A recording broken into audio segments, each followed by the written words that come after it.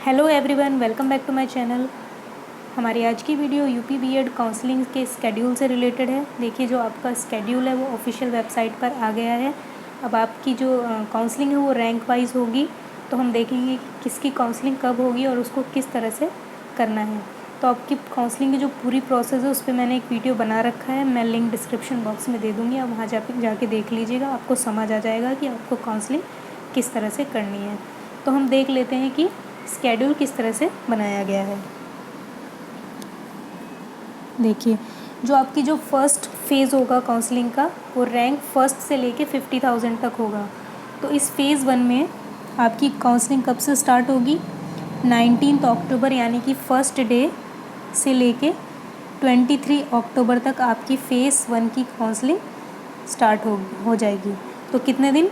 5 दिन में आपकी काउंसलिंग चलेगी। तो फर्स्ट से लेके 50,000 के बीच में जिनकी भी रैंक आती है वो इन 5 दिनों में कभी भी अपनी काउंसलिंग करा सकता है। कभी भी इन 5 दिनों में सोच के अपनी चॉइस फिलिंग कर सकते हैं, कोई प्रॉब्लम नहीं होगी। लेकिन चॉइस फिलिंग डे ख़त्म होने के बाद अगला दिन अलॉटमेंट का होगा, उसके बाद आप फर्स्ट राउंड की अपनी फ़र्स्ट फेज़ वाली काउंसलिंग नहीं कर सकते।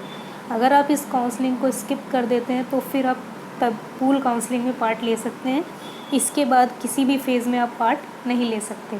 ओके, तो इसीलिए कोशिश कीजिएगा कि आप काउंसलिंग अपने राउंड में करें और ये ना सोचें कि आप डायरेक्ट एडमिशन ले लेंगे। देखिए, काउंसलिंग के थ्रू एडमिशन लेना और डायरेक्ट एडमिशन लेने में बहुत फ़र्क होता है। अगर आप काउंसलिंग के थ्रू एडमिशन लेते हैं तो वो ज़्यादा बेनिफिटेड होता है। तो फिर जो आपका 6th डे होगा यानी कि 24 अक्टूबर, उस दिन आपको सीट अलॉट हो जाएगी कि आपको कौन सा कॉलेज मिला है। उसके बाद 7th, 8th and 9th day यानी कि 25 से लेके 27 अक्टूबर तक आपको सीट कंफर्मेशन पेमेंट करना होगा। इन 3 दिन के अंदर आपको सोचने का मौका मिलेगा कि आपको एडमिशन लेना है कि नहीं, आपको फ़ी पे करनी है कि नहीं। अगर आप नहीं लेना चाहते एडमिशन, आपको अलॉटेड कॉलेज पसंद नहीं आया है, तो फिर आपकी जो 5,000 फ़ीस है वो आपको वापस हो जाएगी विदिन 1 मंथ, और जो 750 काउंसलिंग फ़ीस है वो आपको रिटर्न नहीं होगी।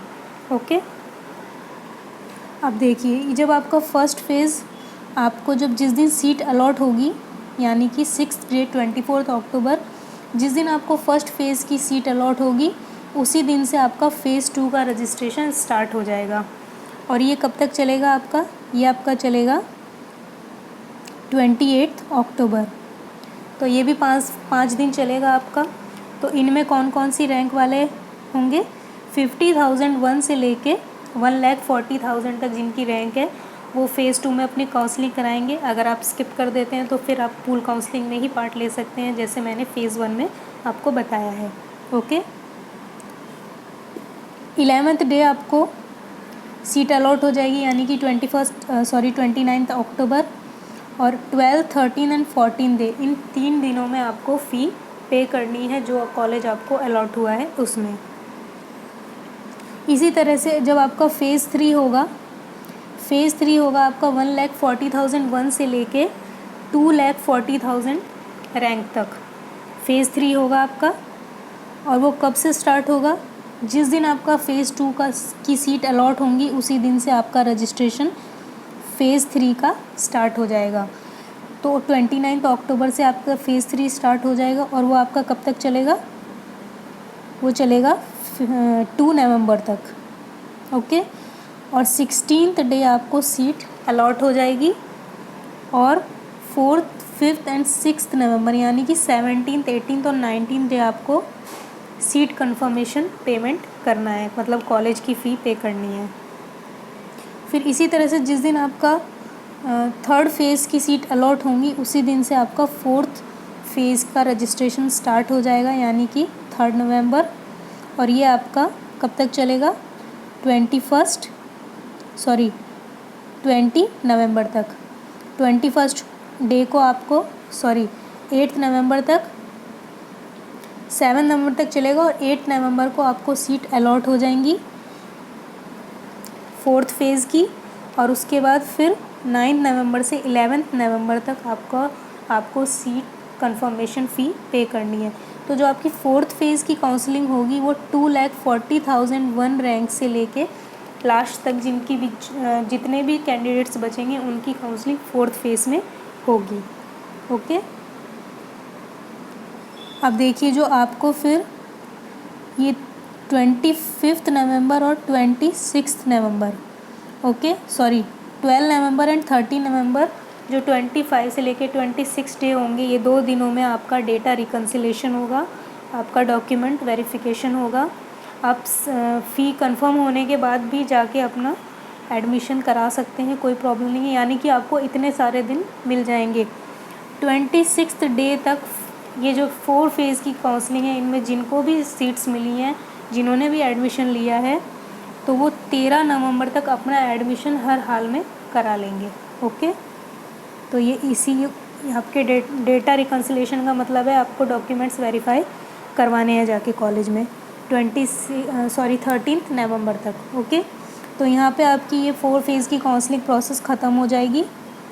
उसके बाद 14 नवंबर यानी कि जो 27 डे होगा, उसमें आपकी पूल काउंसलिंग स्टार्ट हो जाएगी।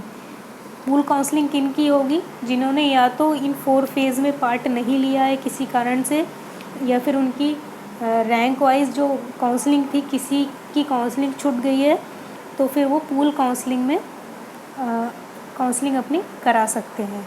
ओके, और या फिर इनमें से किसी को अगर जो मनपसंद कॉलेज था उन्होंने फ़िल किया था और उनको वो कॉलेज अलॉट नहीं हुआ है, तो फिर वो आके पूल काउंसलिंग में अपनी काउंसलिंग कर सकते हैं। ये नहीं होगा कि आपको वहाँ पे कॉलेज अलॉट हो गया फिर आके पूल काउंसलिंग करें, ऐसा आप नहीं कर सकते। ओके, तो पूल काउंसलिंग आपकी कब तक चलेगी? 18 नवंबर तक, और आपको अलॉट हो जाएंगे कॉलेज 19 नवंबर। उसके बाद 20 और 21 नवंबर को, उसके बाद यहाँ से लेके 23 नवंबर तक आपका डेटा वेरिफिकेशन होगा। जो भी आपके डॉक्यूमेंट्स हैं वो आप कॉलेज लेके जाएंगे और आपको आपका एडमिशन कराना है। मतलब इन्हीं ये जो आपको 3-4 दिन दिए हैं, इनमें आपको फ़ी पे करनी है। जिनको पूल काउंसलिंग में कॉलेज अलॉट हो जाएंगे, फ़ी पे करनी है, अपना एडमिशन कराना है। ओके, अब 24 नवंबर से लेके 27 नवंबर तक डायरेक्ट एडमिशन कॉलेज में लिए जाएंगे। अब डायरेक्ट एडमिशन किसे मिलेगा?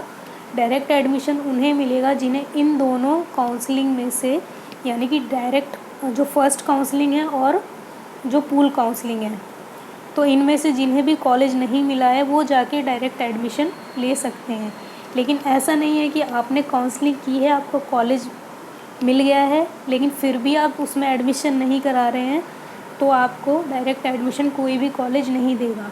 उन दोनों काउंसलिंग में आपको अगर कॉलेज नहीं मिला है तो ही आप जाके डायरेक्ट एडमिशन ले सकते हैं। इस बात को आप समझ लीजिए। आप ये मत सोचिएगा आपने काउंसलिंग करा ली, आपको कॉलेज मिल गया, आपको वो कॉलेज पसंद नहीं है तो आप डायरेक्ट एडमिशन ले लेंगे, ऐसा बिल्कुल भी नहीं होगा। ओके, तो ये था हमारा तो ये था हमारा स्केड्यूल। तो अगर आपको अभी भी कोई दिक्कत है इसको समझने में, तो आप मुझे कमेंट सेक्शन में पूछ सकते हैं। मैं जो भी क्वेरी आप मुझसे पूछ सकते हैं, मैं आपको क्लियर कर दूँगी। और काउंसलिंग किस तरह से करनी है, इस पर वीडियो बना हुआ है, वहाँ पे आप अच्छे से देख लीजिएगा, आपको सब समझ में आ जाएगा। और अभी भी आपको कुछ समझ में नहीं आ रहा है तो आप मुझसे पूछ सकते हैं। अगर आपको वीडियो पसंद आई है तो प्लीज़ मेरे चैनल को लाइक एंड सब्सक्राइब करें और शेयर करें। Thank you.